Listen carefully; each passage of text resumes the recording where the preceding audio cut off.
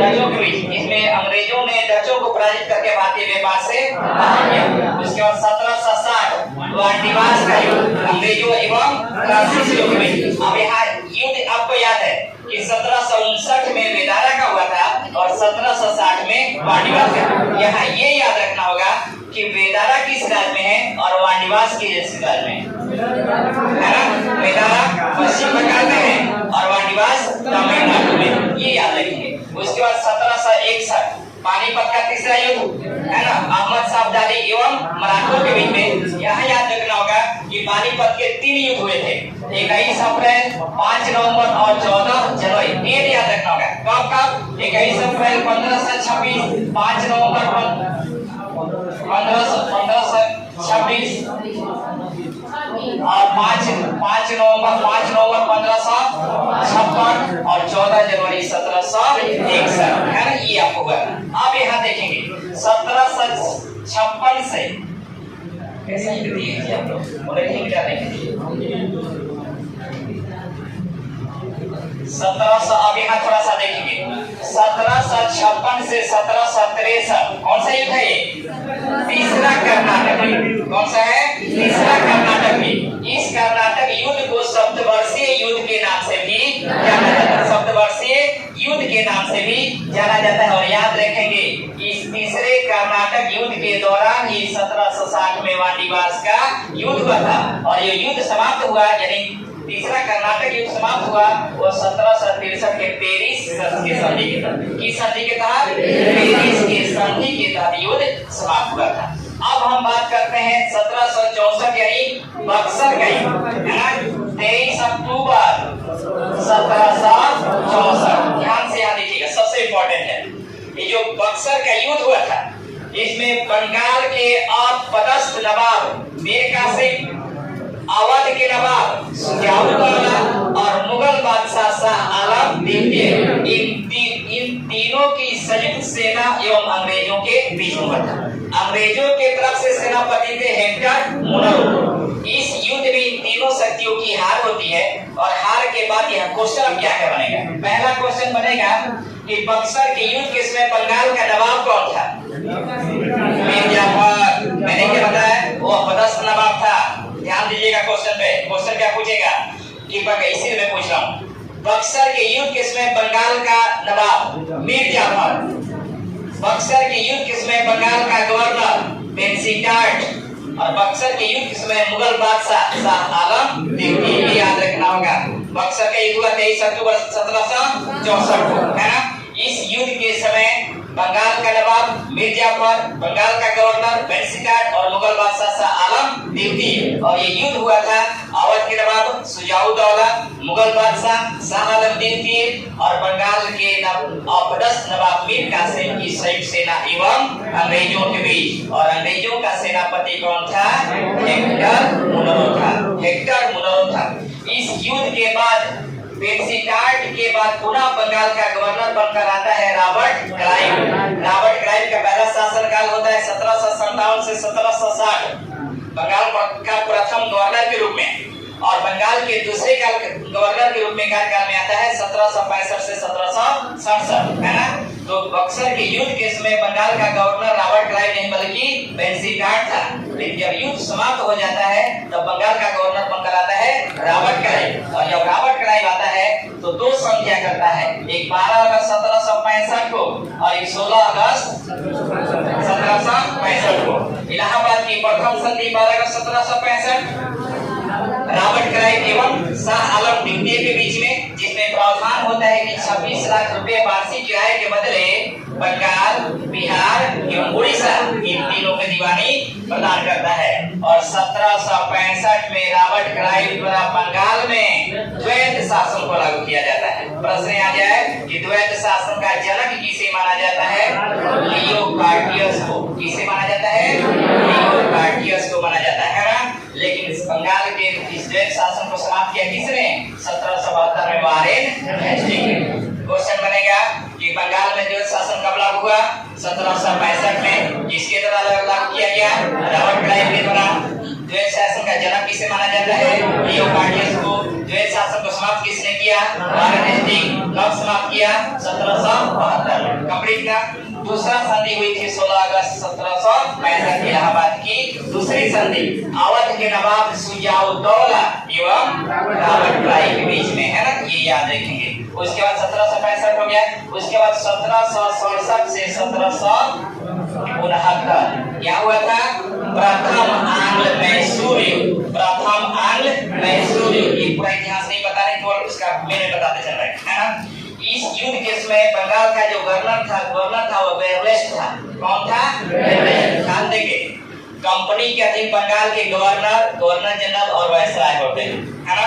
गवर्नरों की बात करें बंगाल के गवर्नर में तो रॉबर्ट क्लाइव, हॉलवेल, बेंसीटार्ट,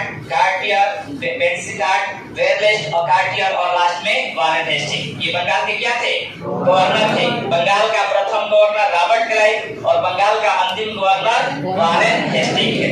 उसके बाद आता है बंगाल का गवर्नर जनरल।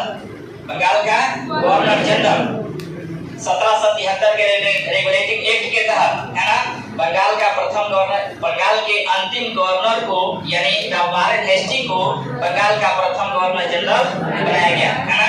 तो 1774 से 1785 Warren Hasting, John Macpherson, Lord Cornwallis, John Shore, Wellesley, Lord Minto प्रथम, लॉर्ड हेस्टिंग, उसकी sir John Barlow, Lord Hasting, Amherst और विलियम बेंटिक, यानी बंगाल का प्रथम गवर्नर जनरल वारेन हेस्टिंग और बंगाल का अंतिम governor general Lord William Bentinck, जिसे 1833 के अधिनियम के तहत भारत का गवर्नर जनरल बनाया गया, है ना। तो Lord William Bentinck, Charles Metcalfe, Auckland, Ellenborough, Lord हरी प्रथम, लॉर्ड डलहौजी और लॉर्ड कैनिंग, यानी भारत का प्रथम governor general Lord William Bentinck और भारत का अंतिम गवर्नर जनरल लॉर्ड कैनिंग। इसके बाद आ जाता है भारत का वायसराय यानी 1858 के अधिनियम के तहत लॉर्ड कैनिंग के बाद आपको लॉरेंस के बाद आपको एल्गिन प्रथम, Lord Mayo, Northbrook, Linton, Ripon, Dufferin, उसके बाद लैंसडाउन, उसके बाद एल्गिन द्वितीय, लॉर्ड कर्जन, लॉर्ड मिंटो द्वितीय, लॉर्ड हार्डिंग द्वितीय, जेम्सफोर्ड, इरविन, उसके बाद वेलिंगटन, लिथगो और अंत में लॉर्ड माउंटबेटन, है ना। तो ये गवर्नर वायसराय है, ठीक, सबको याद रखना होगा, ठीक है। गवर्नर जनरल और वायसराय को खैर इसको लिखा देंगे, वो शासन के हिसाब से याद रखना होगा। अगर क्वेश्चन पूछ दे आपके सामने कि प्रथम आंग्ल सिख युद्ध के समय भारत का गवर्नर जनरल कौन था, तो सबसे पहले तो ये जानना होगा कि प्रथम आंग्ल सिख युद्ध हुआ कब था, तब ना निकाल पाएंगे, इसलिए जानना जरूरी है, ठीक है। चलिए, तो मैंने क्या बताया 1767 से 1769 क्या था? प्रथम आंग्ल मैसूर युद्ध अंग्रेजों एवं हैदर अली के बीच में हुआ था, है ना। और इस युद्ध की जो समाप्ति हुई थी वह 1769 के मद्रास की संधि के तहत, मद्रास के संधि। प्रथम आंग्ल मैसूर युद्ध 1767 से 1769, इसमें बंगाल का जो गवर्नर था वह वेरलेस था। कौन था? वेरलेस था। और ये युद्ध जो समाप्त हुआ 1769 के मद्रास के संधि के तहत, कंप्लीट था। उसके बाद है आपका प्रथम आंग्ल मराठा युद्ध। प्रथम आंग्ल मराठा युद्ध 1775 से 1782। अब यहाँ ध्यान देंगे, प्रश्न आपके सामने आ जाए, प्रश्न ये आ जाए कि प्रथम आंग्ल मराठा युद्ध के तहत कितनी संधियां हुई थी? 4 संधि हुई थी। सबसे पहले 1775 सूरत की संधि, 1776 पुरंदर की संधि, 1779 बड़गांव की संधि और 1782 सलवाई की संधि। कितनी संधि हुई थी? 4। ध्यान देंगे, सूरत की संधि के तहत युद्ध प्रारंभ हुआ था, सूरत के संधि के तहत युद्ध प्रारंभ हुआ था और ये 2 संधियों के माध्यम से युद्ध समाप्त करने का प्रयास किया गया, लेकिन सफल नहीं हो गए। कौन? पुरंदर की संधि और बड़गांव की संधि। लेकिन अंत में जो समाप्त होता है वह 1782 के सलवाई के संधि के तहत होता है, ये ध्यान रखेंगे। तो कितनी संधियां हुई थी? 4। लेकिन यहाँ में बताया पुरंदर की संधि 1776। भारत के इतिहास में और एक पुरंदर की संधि हुई थी, कब हुआ था? 1765। किसके बीच में? जय सिंह एवं मराठा शासक शिवाजी के बीच में, याद है ना, जिसकी वजह से वो औरंगजेब के दरबार में हाजिर हुए थे, ठीक ना। तो याद रखेंगे, सूरत की संधि, पुरंदर की संधि, बड़गांव की संधि और सालवाई की संधि। कंप्लीट ना? नहीं बताए हैं, समझ आते हैं, ठीक है, हो गया। ठीक। उसके बाद अब बात हम करते हैं 1780 से 1784। कौन सा युद्ध हुआ था? आंग्ल मैसूर युद्ध, है ना। प्रथम आंग्ल मराठा युद्ध के समय बंगाल का गवर्नर जनरल कौन था? वारेन हेस्टिंग 1774 से 1785। और द्वितीय आंग्ल मैसूर युद्ध के समय भी बंगाल का गवर्नर जनरल वारेन हेस्टिंग था। ये भी युद्ध हैदर अली एवं आपको अंग्रेजों के बीच हुआ था। और याद रखेंगे दूसरे आंग्ल मैसूर युद्ध के तहत ही 1781 में और एक युद्ध हुआ था, पोर्टोनोवा का युद्ध। कौन सा युद्ध हुआ था? पोर्टोनोवा का युद्ध। और इसी पोर्टोनोवा के युद्ध में अंग्रेज सेनापति सर आयर कूट ने हैदर अली को पराजित किया, जिसकी वजह से घायल होने के बाद उनकी मृत्यु हो जाती है। कब? 1782 में। 1782 में हैदर अली की मृत्यु होती है। और दूसरे आंग्ल मैसूर युद्ध का नेतृत्व करता है उनका लड़का टीपू सुल्तान। लेकिन अंततः इस युद्ध को समाप्त किया जाता है किस संधि के तहत? मंगलौर की संधि के तहत। कब होता है? 1784 में मंगलौर की संधि होती है। कंप्लीट ना। उसके बाद मैं बताया था आपको 1793 में दो बात मैंने बताई थी, एक अस्थायी बंदोबस्त और एक आपको नागरिक सेवा का जनक माना जाता है किसे? कर्नवालिस को। और इन्होंने आपको एक अस्थायी बंदोबस्त लागू थी और एक नागरिक सेवा का स्थापना किया था, याद रखें। अब यहाँ का अस्थायी बंदोबस्त को इस्तेमारी बंदोबस्त भी कहा जाता है, जमींदारी प्रथा भी कहा जाता है और सूर्यास्त कानून के नाम से भी जाना जाता है। और अस्थायी बंदोबस्त को लागू किया गया था कहाँ पर? पश्चिम बंगाल। कहाँ लागू किया? पश्चिम बंगाल लागू किया। उसके बाद 1798, हालांकि ये सहायक संधि है। भारत में सहायक संधि को लागू करने वाले दो लोग थे, एक फ्रांसीसी गवर्नर डुप्ले था और एक अंग्रेज गवर्नर जनरल लॉर्ड वेलेस्ली था। लेकिन डुप्ले सबसे पहले भारत में सहायक संधि को लागू किया था डुप्ले, लेकिन सफल नहीं हो पाया। लेकिन सबसे साम्राज्यवादी गवर्नरों में लॉर्ड वेलेस्ली और लॉर्ड डलहौजी ये दो लोग थे। जब लॉर्ड वेलेस्ली आता है, लॉर्ड वेलेस्ली का जो शासनकाल होता है वो 1798 से 1805 है ना। तो सबसे पहले सहायक संधि को स्वीकार करता है इसका कौन? हैदराबाद के निजाम। इसके बाद 1799 चतुर्थ, इसमें और एक बता दिया, 1790 से 92 है ना। तीसरा आंग्ल मैसूर युद्ध लॉर्ड कॉर्नवालिस के समय होता है, यानी उस समय बंगाल का गवर्नर जनरल लॉर्ड कॉर्नवालिस होते हैं। और इसी युद्ध के तहत एक संधि होती है आपको श्रीरंगपट्टनम की संधि 1792 में, जिसमें टीपू सुल्तान के साथ वो संधि की जाती है और अंततः ये उसके साथ एक अपमानजनक संधि होती है। उसके बाद 1799 चतुर्थ आंग्ल मैसूर युद्ध। इसमें पूछेगा कि बंगाल का गवर्नर जनरल कौन था? तो लॉर्ड वेलेस्ली हेस्टिंग का शासनकाल 13 से 23 साल, ठीक है। लॉर्ड वेलेस्ली है ना। लॉर्ड वेलेस्ली के समय टीपू सुल्तान और लॉर्ड वेलेस्ली अंग्रेज के बीच में युद्ध होता है, जिसमें टीपू सुल्तान की हत्या होती है, मार दिया जाता है। जिसको कहता है कि 100 दिन गीदड़ की तरह जीवन जीने से बेहतर है कि एक शेर की तरह जीवन जिया जाए। इससे नागरिक अपने आप को नागरिक टीपू भी वो कहा करता था, याद रखेंगे। उसके बाद आ जाता है आपको 1802, कौन सी संधि? मसीन की संधि। इसी संधि के तहत दूसरा आंग्ल मराठा युद्ध प्रारंभ हुआ था। तो दूसरा आंग्ल मराठा युद्ध हुआ तो 1803 से लेकर के 1805 और इस संधि के दो हुए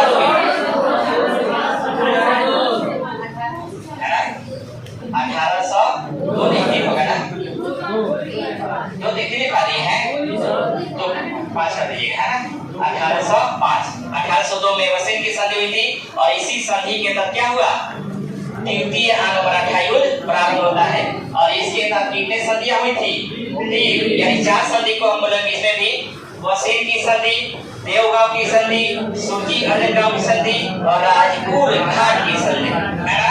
वसीम की संधि के तहत दूसरा आंग्ल मराठा युद्ध प्रारंभ होता है और संधि जो युद्ध समाप्त होता है, देवगांव की संधि 17 दिसंबर 1803, सूजी अर्जुन गांव की संधि 30 दिसंबर 1803 और 1805 में राजपुर घाट की संधि, यानी 5-4 संधियां इसके तहत होता है ना। उसके बाद मैं बताया था 1809 अमृतसर की संधि, लॉर्ड मिंटो प्रथम एवं राजा रणजीत सिंह के बीच में, जिसमें मध्यस्थता निभाया था लॉर्ड ऑकलैंड। किसने निभाया था? Lord Auckland. उसके बाद बताया था 1815 कोलकाता में आत्मीय सभा का गठन, 1816 में कोलकाता में विधान सोसाइटी की स्थापना, 1817 में हिंदू कॉलेज की स्थापना, 1825 में वेदांत कॉलेज की स्थापना, 1828 में ब्रह्म समाज की स्थापना और 1829 में सती प्रथा। क्या था? सती प्रथा। समझेंगे, मैंने बताया 1809 अमृतसर की संधि हुई थी, 1815 में आत्मीय सभा का गठन हुआ था, 1816 में वेदांत सोसाइटी की स्थापना की गई थी, 1817 में हिंदू कॉलेज की स्थापना की गई थी, 1825 में वेदांत कॉलेज की स्थापना की गई, 1828 में ब्रह्म समाज की स्थापना की गई और 1829 में सती प्रथा का अंत हुआ। सती प्रथा का जो अभिलेखीय प्रमाण मिलता है वह 510 ईस्वी का ईरान अभिलेख में मिलता है ना। सबसे पहले सती प्रथा को समाप्त करने का प्रयास एमबीटी यानी मोहम्मद बिन तुगलक ने अपने शासनकाल में किया, लेकिन सफल नहीं हुआ। अकबर भी अपने शासनकाल में सती प्रथा को समाप्त करने का प्रयास किया, लेकिन सफल नहीं हुआ। औरंगजेब जब आता है तो अपने शासनकाल में ही सती प्रथा को समाप्त करता है, लेकिन जैसे ही उसका शासनकाल समाप्त होता है पुनः सती प्रथा प्रारंभ हो जाता है। लेकिन आगे चल करके 1829 धार्मिक अधिनियम 17, ये याद रखेंगे, धार्मिक अधिनियम 17 के तहत राजा राम मोहन राय के प्रयास से भारत के प्रथम governor general Lord William Bentinck के माध्यम से भारत में पूर्ण रूप से सती प्रथा को समाप्त किया गया। लेकिन आज है क्वेश्चन कि सती प्रथा के प्रतिबंध का विरोध करने वाला पहला व्यक्ति कौन था? राधाकांत देव। कौन थे? राधाकांत देव। 1830 में हिंदू सभा का गठन किया है ना, और इसके तहत इन्होंने सबसे पहले सती प्रथा के प्रतिबंध का विरोध किया था। ये पहला ऐसा उदाहरण मिलता है जिसने सती प्रथा के प्रतिबंध का विरोध किया था। उसके बाद आपको 1833, हालांकि 1813 भी मैं भूल गया, 1813 का अधिनियम है ना। 1813 का अधिनियम है, 3 बात जरूर याद रखेंगे। पहला, इस अधिनियम के तहत चाय और चीन को छोड़ करके भारत में व्यापारिक के अधिकार को समाप्त किया गया, पहला नंबर पॉइंट। दूसरा नंबर पॉइंट, सबसे पहले भारतीयों की शिक्षा पर, भारतीयों के लिए शिक्षा पर खर्च करने के लिए 1 लाख रुपए का प्रावधान किया गया। और तीसरा नंबर पॉइंट, इसी अधिनियम के तहत ईसाई मिशनरियों को भारत में ईसाई धर्म के प्रचार प्रसार की अनुमति दी गई थी। 3 बात याद रखेंगे। लेकिन अगर यहाँ ये क्वेश्चन आ जाए कि सबसे पहले भारत में ईसाई मिशनरीज किसके नेतृत्व में आए थे और किस शासक के काम में आए थे, तो क्या बताएंगे? ये तो इस अधिनियम के तहत अंग्रेजों के द्वारा भारत में मान्यता दी गई कि ईसाई मिशनरी भारत में अपने ईसाई धर्म का प्रचार प्रसार कर सकती है। लेकिन अगर ये क्वेश्चन आ जाए कि सबसे पहले भारत में ईसाई मिशनरीज किसके नेतृत्व में और कब आया था, तो ध्यान देंगे सेंट थॉमस के नेतृत्व में और गुंडो फर्निच के शासनकाल में। गुंडो पहला शासक है, विदेशी आक्रमण में आता है आपको इंडो ग्रीक, सीथियन, पार्थियन और कुशाण है ना। तो तीसरे जो आक्रमणकारी थे आपको पहलव, पार्थियन जिसे पहलव कहा जाता है, उसके शासन का नाम होता है मिथ्रेडेटस और उसी का शासक था गुंडो फर्निच, जिसके समय में सबसे पहले भारत में, पूरे प्राचीन भारत की मैं बात कर रहा हूँ ना, सबसे पहले भारत में ईसाई मिशनरीज आए थे। 1833 का अधिनियम, इसके भी संदर्भ में 3-4 बातें याद रखेंगे। पहला नंबर पॉइंट, बंगाल के अंतिम governor general Lord William Bentinck को भारत का प्रथम गवर्नर जनरल बनाया गया। दूसरा नंबर पॉइंट, भारत में एक विधिक अधिकारी के पद का प्रावधान किया गया, भारत में एक विधिक अधिकारी के पद का प्रावधान किया गया और सबसे पहले विधिक अधिकारी के रूप में नियुक्त किया गया किसे? लॉर्ड मैकाले को। किसे? लॉर्ड मैकाले को। और तीसरा पॉइंट याद रखेंगे, इस अधिनियम के तहत भारत में कंपनी के व्यापारिक के अधिकार को क्या कर दिया गया? समाप्त कर दिया। जो चीन और चाय पे जो एक अधिकार था वो भी इस अधिनियम के तहत समाप्त कर दिया गया। अब थोड़ा लॉर्ड मैकाले के बारे में समझेंगे। लॉर्ड मैकाले इसे भारत का प्रथम विधिक अधिकारी बनाया गया। किस अधिनियम के तहत? 1833 के अधिनियम के तहत। और बनाया कब गया? 1835 में बनाया गया। और 1835 में और एक बात याद रखेंगे, क्या था? शिक्षा, अंग्रेजी को शिक्षा का माध्यम बनाया गया। ये क्वेश्चन पूछा गया है कि अंग्रेजी को शिक्षा का माध्यम कब बनाया गया? नहीं, अंदर जगह नहीं, स्टूल आके भेजाइए, स्टूल इधर जाके भेजाइए। बोलिए, सब इधर आएंगे, ठीक है?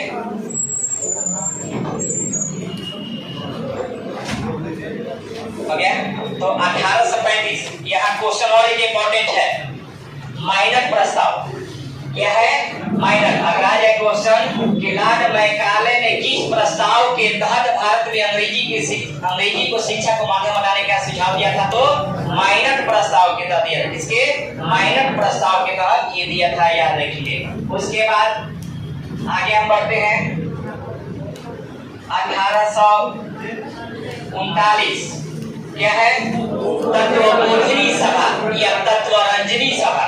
तत्वबोध कहीं 38 या 39 मिलता है, 39 से याद रखेंगे, है ना? तत्वबोधिनी सभा जिसकी स्थापना किया था किसने? देवेंद्रनाथ टैगोर ने। और वही देवेंद्रनाथ टैगोर 1842 में ब्रह्म समाज के नेतृत्व करते हैं। ब्रह्म समाज के नेतृत्व करते हैं। जब 1833 में राजा राम मोहन राय की मृत्यु हो जाती है, ब्रिस्टल में इनका समाधि है, तब 1833 के बाद यानी ब्रह्म समाज का नेतृत्व करते हैं 1842 में कौन? देवेंद्रनाथ टैगोर। और वही देवेंद्रनाथ टैगोर 1858 में आचार्य केशव चंद्र सेन को ब्रह्म समाज के आचार्य नियुक्त करते हैं। लेकिन ब्रह्म समाज का एक आधार था कि पश्चिम बंगाल से बाहर इसके प्रचार नहीं किया जाएगा, लेकिन आचार्य केशव चंद्र सेन ने इसको बंबई और पंजाब तक भी विस्तृत किया था और दक्षिण भारत तक, जिसको लेकर के 1865 में आचार्य केशव चंद्र सेन और देवेंद्रनाथ टैगोर के बीच में विवाद उत्पन्न होता है। और विवाद का कारण बनता है कि केशव चंद्र सेन जब अलग हटते हैं तो उन्होंने साधारण ब्रह्म समाज की स्थापना करते हैं। कब? 1866 में साधारण ब्रह्म समाज की स्थापना करते हैं। और बचा हुआ जो ब्रह्म समाज हो जाता है वह देवेंद्रनाथ टैगोर के नेतृत्व में आदि ब्रह्म समाज हो जाता है। क्या हो जाता है? आदि ब्रह्म समाज हो जाता है। लेकिन आचार्य केशव चंद्र सेन, क्योंकि इसमें प्रावधान था कि अवैध यानी बाल विवाह नहीं किए जाएंगे, लेकिन आचार्य केशव चंद्र सेन ने अपने छोटी बच्ची का विवाह कुछ बिहार के राजा से कर देते हैं। इनके अनुयायियों में आनंद मोहन बोस के और भी लोग थे। जब विरोध होता है तब 1878 में वो शादी करते हैं। जब विरोध होता है तो ब्रह्म समाज यानी साधारण ब्रह्म समाज से अलग हट करके आचार्य केशव चंद्र सेन भारतीय ब्रह्म समाज की स्थापना करते हैं। किसका?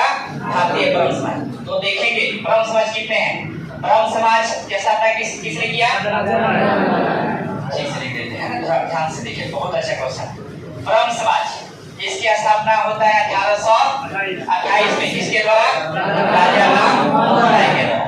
उसके बाद 1866 में तो यही ब्रह्म समाज क्या होता है? डिवाइड हो जाता है। एक हो जाता है आपको आदि ब्रह्म समाज और एक होता है साधारण ब्रह्म समाज। आदि ब्रह्म समाज का नेतृत्व कौन करते हैं? देवेंद्रनाथ टैगोर। और साधारण ब्रह्म समाज का नेतृत्व करते हैं आचार्य केशव चंद्र सेन। उसके बाद 1878 में पुनः क्या होता है कि साधारण ब्रह्म समाज से अलग हट करके भारतीय ब्रह्म समाज की स्थापना करते हैं। कौन? केशव चंद्र सेन। याद रहेगा ना? ब्रह्म समाज की स्थापना 1828, इसमें पहला विभाजन हुआ 1866 में। क्या क्या बन गया? आदि ब्रह्म समाज, साधारण ब्रह्म समाज। आदि ब्रह्म समाज का नेतृत्व किया देवेंद्रनाथ टैगोर, साधारण ब्रह्म समाज का नेतृत्व किया केशव चंद्र सेन। पुनः साधारण ब्रह्म समाज में डिवाइड हुआ और इसके एक अलग बन गया 1877 क्या? भारतीय ब्रह्म समाज। क्या बना? भारतीय ब्रह्म समाज। याद रहेगा ना? ये जरूरी है जानना, ठीक ना? नहीं तो थोड़ा सा साधारण में आदि और भारतीय में कंफ्यूज हो जाएंगे आप लोग, ठीक ना? इन चारों ब्रह्म समाजों को याद रखना होगा। क्या बताया था मैं कहाँ तक? 1839 हो गया ना? और 1842 में आप देखेंगे 1843 में चार्ल्स नेपियर के नेतृत्व में सिंध को भारत में मिलाया गया था। चार्ल्स नेपियर के नेतृत्व में सिंध को भारत में मिलाया गया था। ये क्वेश्चन पूछा गया। उसके बाद 1845 से 1846 प्रथम आंग्ल सिंध युद्ध। प्रथम अणु हुआ था। और इसी युद्ध के तहत 1846 में कौन सी संधि हुई थी?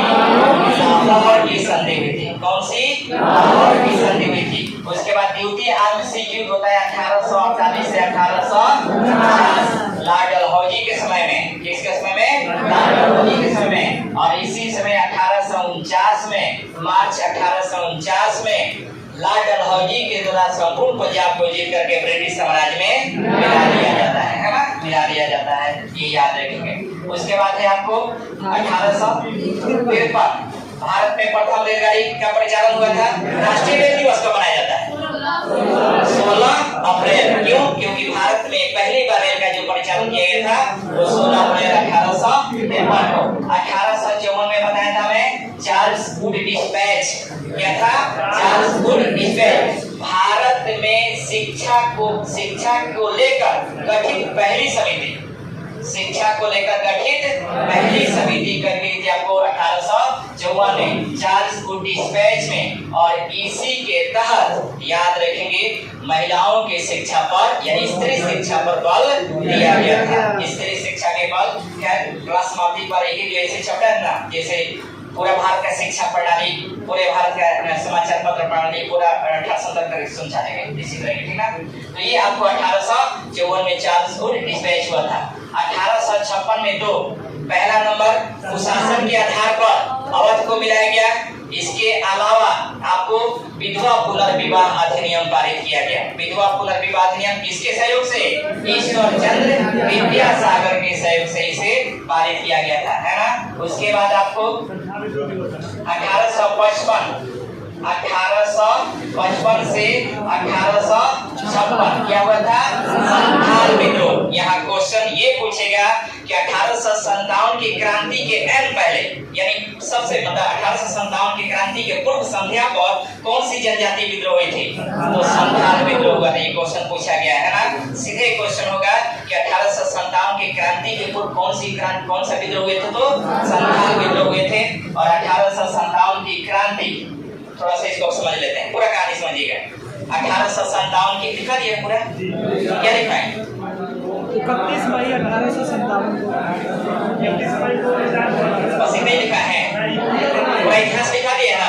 चलिए समझ लीजिएगा 1857 की क्रांति का पूरा इतिहास लिखा दिया ना। चलिए समझिएगा 1857 की क्रांति प्रारंभ का डेट होता है 10 मई 1857। लेकिन कहीं ना कहीं 1857 की क्रांति का तत्कालिक कारण तो बन जाता है, चर्बी लगे कारतूस का प्रयोग। लेकिन 1857 की क्रांति में पिछले 100 वर्षों के इतिहास का कारण जिम्मेदार होता है। यानी 23 जून 1757 से लेकर के 10 मई 1857 के बीच 100 वर्षों के इतिहास में 1857 की क्रांति का कारण छुपा हुआ है। 23 जून 1757 जब प्लासी का युद्ध हुआ था तो उस युद्ध के तहत भारत में ब्रिटिश उपनिवेश की स्थापना हुई, है ना। उसके बाद सामाजिक कारण, राजनीतिक कारण, आर्थिक कारण और धार्मिक कारण, इन चारों कारणों को मैं बताया था कि 1857 की क्रांति के पीछे ये चारों कारण जिम्मेदार थे।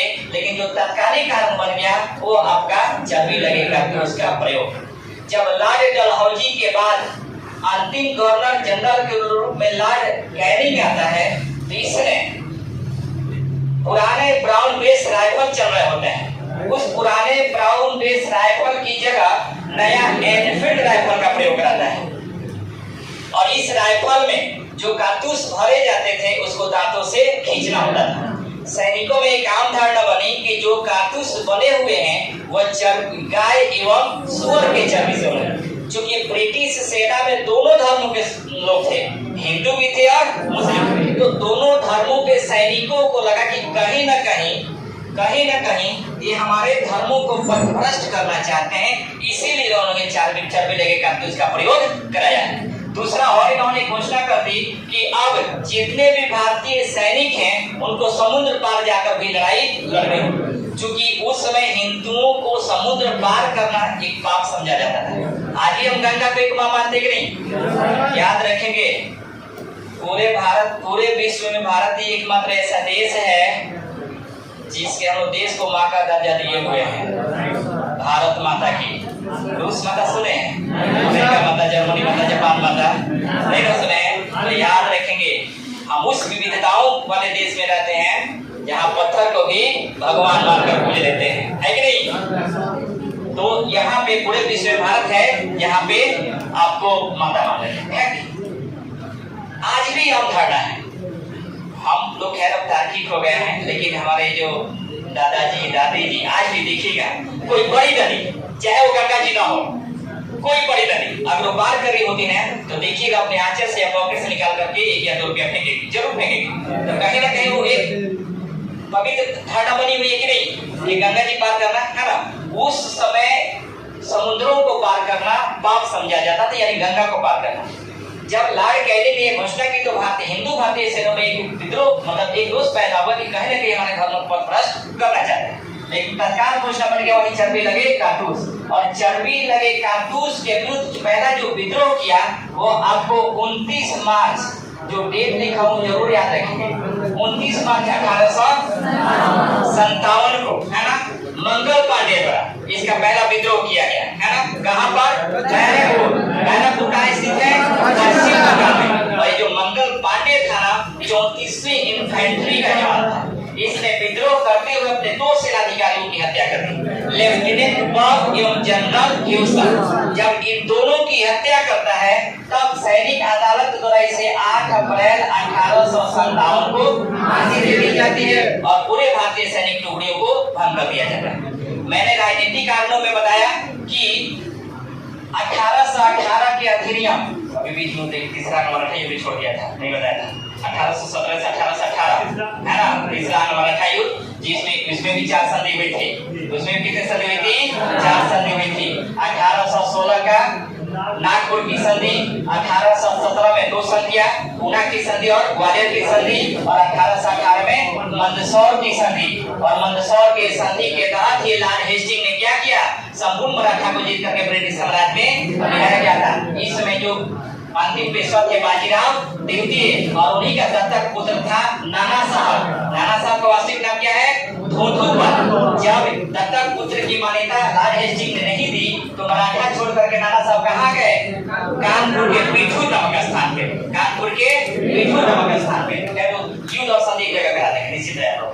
अब देखेंगे जब लॉर्ड कैनिंग, जब मंगल पांडे को फांसी दी गई और सैनिकों ने विद्रोह किया, तब इस मौके का फायदा उठाया किसने? अजीमुल्ला, है ना। ये नाना साहब के सहयोगी थे।